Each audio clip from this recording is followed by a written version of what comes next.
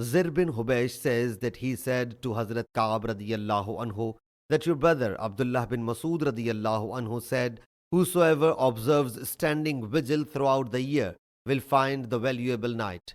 Hazrat Ka'b radiyallahu anhu said, may Allah Jalla Jalaluhu show mercy to Ibn Masud.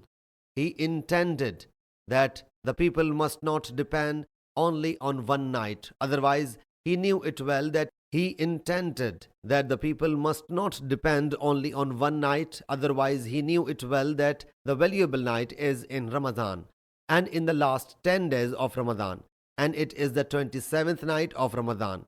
He then, without uttering, if Allah Jalla Jalaluhu willed, took an oath and said, the valuable night is the 27th night of Ramadan.